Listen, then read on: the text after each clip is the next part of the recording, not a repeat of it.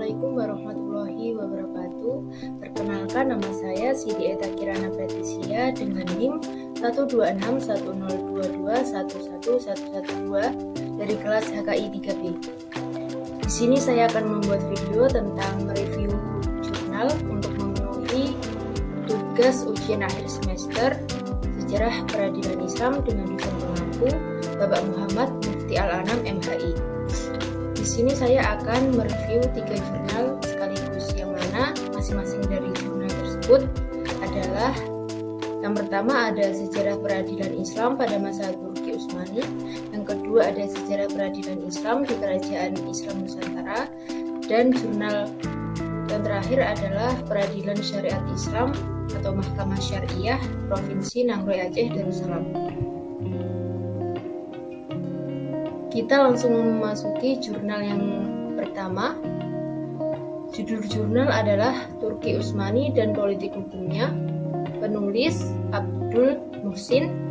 Tahun atau tempat terbit 2009, Fakultas Syariah IAIN Sumatera Utara. Struktur jurnal: yang pertama abstrak, yang kedua pendahuluan, selanjutnya metode penelitian, yang keempat pembahasan, dan yang terakhir penutup. Reviewer Siti Eta Kirana Pratisia. Tanggal review 10 Desember 2022. Kita memasuki bagian abstrak dan pendahuluan dari jurnal ini.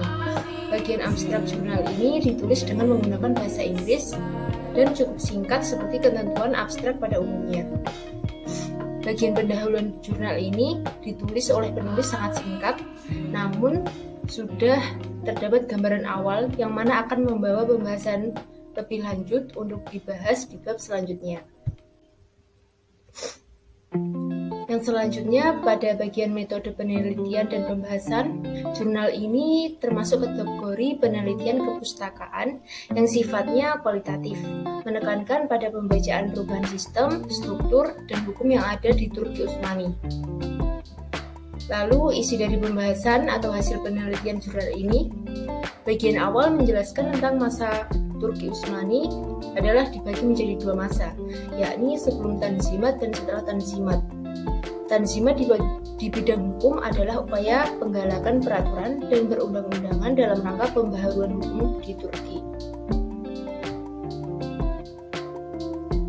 Yang selanjutnya dari isi pembahasan jurnal ini terdapat membahas tentang pengembangan sistem peradilan di Turki, yang mana dijelaskan kekuasaan hakim diatur secara hierarkis.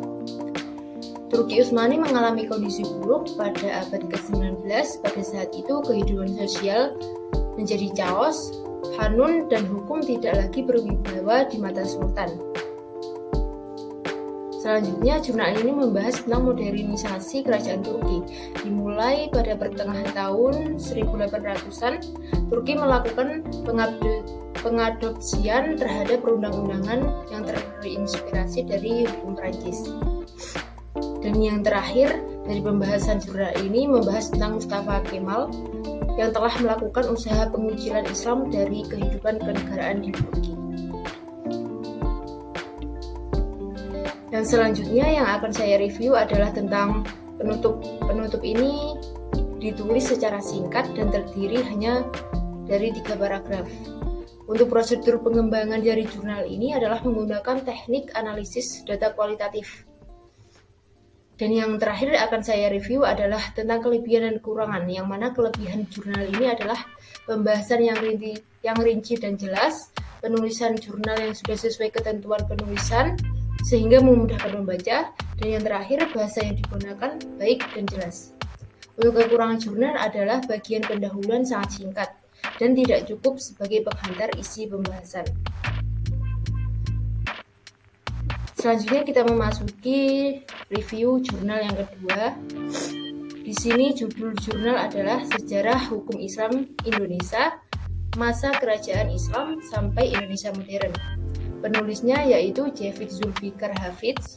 Tahun atau tempat terbit 2021, Fakultas Usuluddin Adab dan Dakwah IAIN Syekh Nurjati Cirebon. Struktur dari jurnal ini ada 5. Yang pertama ada abstrak, lalu latar belakang, yang ketiga metode, selanjutnya hasil dan diskusi, dan yang terakhir penutup. Reviewer Siti Eta Kirana Pretisia, tanggal review 10 Desember 2022. Kita memasuki bagian abstrak dan latar belakang dari jurnal ini. Abstrak yang telah ditulis secara singkat dan memuat kata kunci yang akan menjadi bahasan berikutnya. Latar belakang jurnal ini ditulis secara singkat dan telah memuat pengenalan hukum Islam, bagaimana proses masuknya, hingga perkembangan hukum Islam pada masa kerajaan Islam. Lalu, jurnal ini ditulis dengan metode penelitian kepustakaan yang dibuat berdasarkan data deskriptif kualitatif tentang sejarah perkembangan hukum Islam. Sumber penelitian dari jurnal ini adalah referensi berbagai perundang-undangan, buku, jurnal, dan sumber lain yang membahas perkembangan hukum Islam di Indonesia. Lalu dari bagian hasil dan diskusi jurnal ini, saya mendapatkan beberapa poin penting. Yang pertama ada pembahasan Islam masuk Indonesia pada sekitar abad ke-13 Masehi. Yang selanjutnya hukum Islam diterapkan pada beberapa kerajaan Islam seperti Kerajaan Samudra Pasai, Kesultanan Cirebon, Kerajaan Demak, Kerajaan Aceh, Kerajaan Banjar, Kalimantan Selatan, Kerajaan Banten, Kerajaan Makassar, dan Kerajaan Mataram. Lalu poin penting selanjutnya yakni Belanda yang menguasai sebagian wilayah Nusantara mengakui keberlakuan hukum Islam, yakni hukum perkawinan dan kewarisan. Lalu poin selanjutnya adalah eksistensi hukum Islam pada masa pemerintahan Jepang tidak mendapat perubahan. Dan poin penting yang saya ambil terakhir adalah masa Indonesia modern memberikan kebebasan umat Islam untuk menerapkan hukum Islam.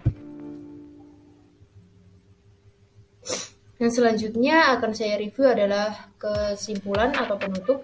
Di jurnal ini penulis menulis kesimpulan dengan sangat singkat. Lalu kelebihan dari jurnal ini adalah yang pertama, bahasa mudah dipahami, yang kedua terdapat data yang sesuai fakta seperti terdapatnya pasal-pasal, yang ketiga pemaparan materi yang sangat rinci. Lalu kekurangan dari jurnal ini adalah kesimpulan yang sangat singkat, tidak selaras dengan pembahasan yang disimpulkan, dan belum dapat menyimpulkan pembahasan karena pembahasan memuat isi yang sangat panjang dan terperinci. Memasuki jurnal yang terakhir, yakni jurnal ketiga. Judul jurnal adalah Mahkamah Syariah dan Wilayatul Hizbah sebagai garda terdepan dalam penegakan Qanun Jinayat di Aceh. Penulisnya ialah Ali Dino Berutu. Tahun atau tempat terbit 2019, IAIN Salatiga. Struktur dari jurnal, yang pertama ada abstrak, yang kedua latar belakang masalah, yang ketiga pembahasan, dan yang terakhir kesimpulan. Reviewer Siti Eta Kirana Pretisia, tanggal review 10 Desember 2022. Jurnal ini memiliki metode penelitian kepustakaan yang dibuat berdasarkan data deskriptif kualitatif tentang hukum syariat Provinsi Nangroe Aceh Darussalam. Prosedur pengembangan dari jurnal ini adalah penelitian secara lengkap dan terperinci, di dalamnya tercermin algoritma, rule, pemodelan. Teknik yang digunakan, analisa data kualitatif. Pada bagian abstrak disajikan dengan dua bahasa, yakni bahasa Indonesia dan bahasa Inggris. Latar belakang masalah menjelaskan tentang pemberlakuan syariat hukum khusus untuk Provinsi Aceh dan dengan singkat dan jelas. Lalu isi dari pembahasan jurnal ini ada beberapa poin penting, yakni menjelaskan apa itu Mahkamah Syariah Aceh dengan lengkap dan menjelaskan bagaimana Aceh diberi kekuasaan khusus untuk memberlakukan hukum Islam di wilayahnya. Yang selanjutnya poin penting adalah adanya dasar hukum yang menjelaskan pembentukan Mahkamah Syariah Aceh. Untuk selanjutnya, poin pentingnya adalah pembagian Mahkamah Syariah dijelaskan secara singkat.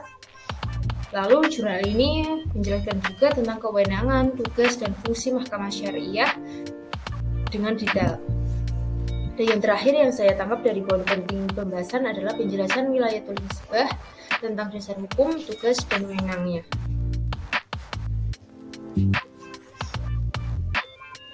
Lalu saya akan mereview tentang kesimpulan dari jurnal ini, kesimpulan yang ditulis setelah merangkum semua pembahasan dan mencakup inti dari pembahasan yang telah disajikan.